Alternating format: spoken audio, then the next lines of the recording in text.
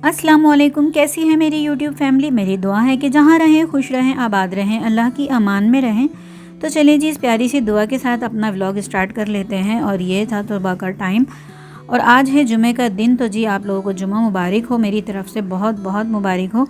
तो मैंने सोचा भी जुमा स्टार्ट नहीं हुआ, यानी कि नमाज़ का टाइम नहीं हुआ है, नहाने से पहले जी इस कारपेट को मैं हल्का फुल्का सा जो है सर्फ़ लगा कर झाग बनाकर और रख दूँ, ताकि जब तक मैं आऊँ तो इसका जो मैल कुचैल है थोड़ा बहुत वो सारा कट जाए। उसके बाद मैं आकर यहाँ पर इसको अच्छे से और रगड़ के और धो लूँगी, ताकि ना क्लीनिंग हो जाए, अच्छे से क्लीन हो जाए, फिर मैं इसे वॉश कर लूँ। तो जनाब बस ये क्लीनिंग आज हो रही है, यानी कि अभी ड्राइंग रूम की क्लीनिंग चल रही है। तो ये रग हमारा ड्राइंग रूम में ही होता है, यानी कि सेंटर कारपेट टेबल के नीचे हम इसको बिछाते हैं। आपने देखा होगा 2-3 वीडियोज़ में कि मैंने ये नहीं बिछाया हुआ। तो बस इसे लगा के और चली गई थी मैं नहाने के लिए। और जनाब नहाने के बाद मैंने पढ़ ली थी नमाज़। और ये सब कुछ करने से पहले जब मैं सुबह उठी थी तो मैंने सबसे पहले यानी कि नाश्ता किया था। उसके बाद मैंने अब्बू के, अपने और अब्दुल्ला के कपड़े प्रेस किए थे, क्योंकि जुमे की वजह से सभी लोग चेंज करते हैं, नहाते हैं, नमाज़ वगैरह पढ़ते हैं। तो इस वजह से जिसके कपड़े प्रेस करने होते तो मैं कर लेती हूँ, लेकिन फैज़ी ने और आमना ने तो रात को ही कर लिए थे। और अभी आमना गई हुई है स्कूल। तो 1 बजे तक आई थी आमना, और आमना के आने के बाद यानी कि फिर मैंने आमना ने नमाज़ पढ़ी और मैंने भी नमाज़ पढ़ी, और हम लोग ने फिर खाना खाया। खाने वगैरह की तो मैं आप आज की जो भी मेरी वीडियोज़ हैं इसके अलावा वो मैं कल शेयर करूँगी, कल के व्लॉग में आपके साथ शेयर करूँगी। तो बस यहाँ मेरी नमाज़ कंप्लीट हो गई थी। बस मैं दुआ वगैरह मांग के और उठ जाऊँगी इंशाल्लाह ताला। तो फिर मुझे कारपेट दोबारा से जाके देखना है कि क्या हाल चाल है उसके। तो बस आ गई थी मैं दोबारा से इसको रगड़ रगड़ के। आपको मैं आवाज़ सुनवाती हूँ मैंने कितने प्यार से इसको रगड़ा है।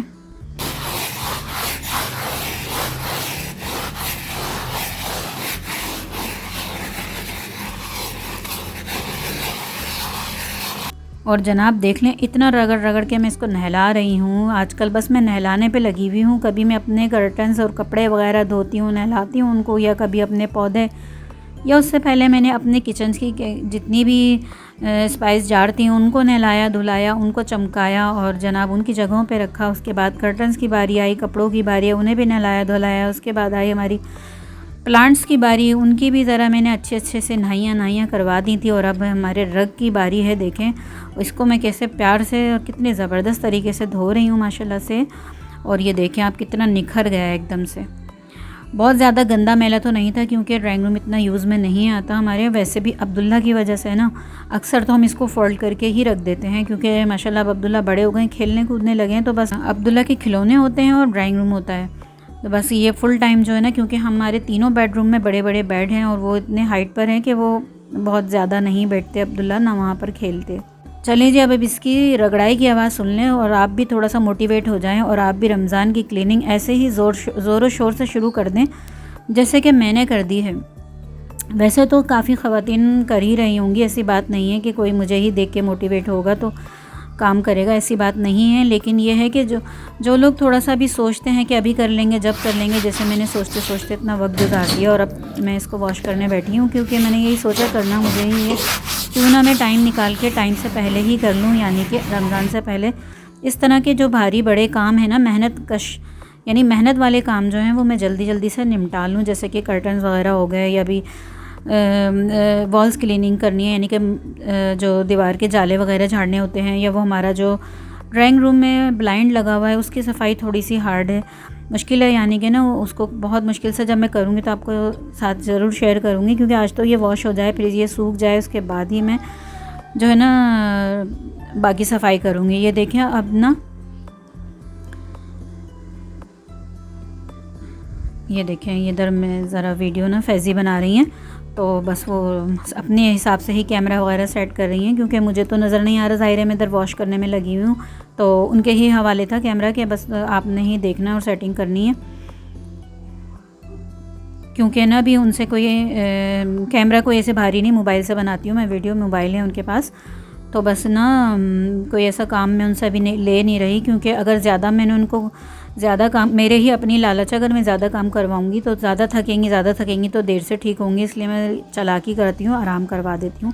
इससे अब आप मेरी मोहब्बत कहें उनके लिए, फैज़ी के लिए, या मेरी चालाकी कहें, बहरहाल मेरी कोशिश यही होती है कि मैं अपने बच्चों को आराम कराऊं ताकि जल्दी से जो है ना ठीक हो जाएं। वजह ये नहीं है कि बच्चे ठीक हो जाएंगे जल्द तो मेरी हेल्प करेंगे, सिर्फ ये बात है कि बच्चे बीमार पड़ते हैं तो देखा नहीं जाता, उनकी तकलीफ़ नहीं देखी जाती, तो सिर्फ वजह ये है। और आपको एक राज की बात आपके साथ शेयर करूं कि अल्हम्दुलिल्लाह मैं अपनी ज़िंदगी में, मुझे याद नहीं पड़ता कि मैं कभी बीमार पड़ी हूं। बहुत कम अल्हम्दुलिल्लाह आज तक भी मेरा ये हाल है कि मैं अल्हम्दुलिल्लाह बीमार नहीं पड़ती। अल्लाह पाक का बड़ा एहसान है, अल्लाह पाक ने मुझे बहुत अच्छी सेहत दी हुई है। मैं इस बात का अल्लाह से बहुत शुक्रगुज़ार हूँ अल्लाह पाक की, और बहुत शुक्र अदा करती भी हूँ मैं इस बात की कि अल्लाह पाक ने मुझे हर बीमारी से यानी कि दूर रखा है परवरदिगार ने। तो उसका करम है हमारे मालिक का, अल्लाह पाक सबको इसी तरह से ही रखे जिस तरह मैं हूँ। तो बस ये है कि बच्चों में भी अल्हम्दुलिल्लाह कोई ऐसी बीमारियाँ शिमारियाँ ऐसे कुछ भी नहीं है। यह है कि बच्चियाँ छोटी, जाहिर सी बात है अब ये लोग हमारी तरह नहीं खाया पिया, इन लोगों ने जो हमने ताकत की चीज़ें खाई हैं वो हमारी बच्चियों ने नहीं खाई हैं। जैसे हमारी अम्मियाँ कहती थी ना, हमने बहुत ताकत वाली चीज़ें खाई हैं, दादियाँ कहती थी हमने खाई हैं तुम नहीं खा रही। तो यानी कि एक दूसरे को जो वो कहते थे ना, तो वो आज हमारे लिए भी वही वर्ड है कि हम ये कह सकते हैं अपने बच्चों के लिए कि जो हमने खाया ना वो हमारे बच्चे बिल्कुल नहीं खा रहे, यकीन करें। क्योंकि अब कोई भी चीज़ खालिस नहीं है। हमारे दौर में अगर खालिस नहीं थी तो इतनी ज़्यादा वो भी नहीं थी, 2 नंबर ही नहीं थी जितनी कि अब होने लगी है। तो अल्हम्दुलिल्लाह मेरे अल्लाह ताला का एहसान है मुझ पर मेरे हस्बैंड पर, हम लोग बिल्कुल बीमार नहीं पड़ते। मेरे अल्हम्दुलिल्लाह बच्चे भी नहीं पड़ते, बात वहीं घूम फिर कर आ गई। हाँ, ये छोटे मोटे नज़ला खांसी और ये दर्द पेन वगैरह ये हो जाना, ये तो कोई ऐसी बड़ी बात नहीं है, हो ही जाता है। बच्चे नाजुक हैं क्योंकि वही ग़िज़ाओं की बात आ गई। तो और ना ही आजकल आपको बच्चे पता है कि बच्चे खाते हैं, बस उनको तो जंक फूड चाहिए होते हैं बच्चों को, तो उसमें क्या ग़िज़ाइयत है। बस यहाँ मेरा बातों बातों में लेक्चर के साथ साथ ना कारपेट वॉश हो गया था, और यहाँ देखें अब इसमें से कितना क्लियर और साफ़ पानी आ रहा है। झाग तो इसके एंड तक ख़त्म नहीं होंगे, इसलिए कि ना झाग जो है ना, सर्फ़ के झाग कभी ख़त्म ही नहीं होते, आप कितना भी कर लें। पानी आप देख सकते हैं, इससे अंदाज़ा लगा लें कि पानी ना कितना क्लियर आ रहा है, तो इसका मतलब ये बिल्कुल साफ़ हो गया है। इसको निचोड़ने का मेरे पास सिर्फ ये एक ही हल था। लेकिन हाँ, मैं एक बात आपको ज़रूर बताऊँ, मेरी थोड़ी सी मिस्टेक है क्योंकि अभी मेरा अकेली का हाथ है, मेरा कोई हेल्पर नहीं है इस वक्त ना, तो इस वजह से। वरना हम अपनी अम्मी को बचपन में देखा करते थे, हमारे यहाँ ये इस तरह के रग ना बड़े बड़े कालीन कहलाते थे उस टाइम पे, कमरे में 2 हुआ करते थे, चौड़ाई शायद इतनी होगी और लंबाई में से डबल होते थे।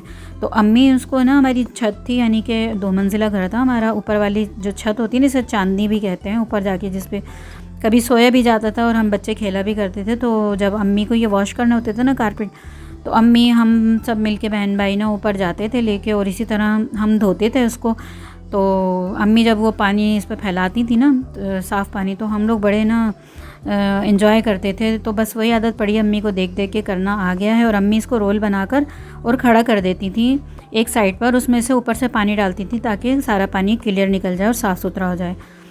तो बस मैंने रोल तो नहीं बनाया, हाँ इस तरह निचोड़ दिया था पैरों से। उसके बाद मैंने वॉल हैंग कर दिया था, यानी कि दीवार पर डालकर, और पानी को इस तरह से उसके ऊपर से गुजारा कि सारे झाग वगैरह निकल आए। आप देखिए कब, लेकिन वो बिल्कुल साफ़ सुथरा हो गया था।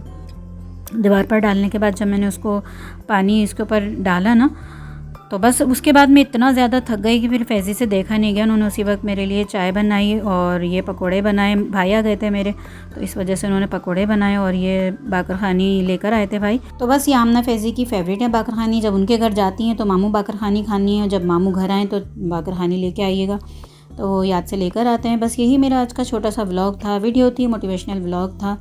रमज़ान स्पेशल क्लीनिंग है। अगर पसंद आए तो लाइक शेयर करें, मेरे चैनल को सब्सक्राइब करें, बेल आइकन को क्लिक करना बिल्कुल नहीं भूलें ताकि मेरी हर नई आने वाली वीडियो सबसे पहले आपको मिले। अल्लाह हाफिज़।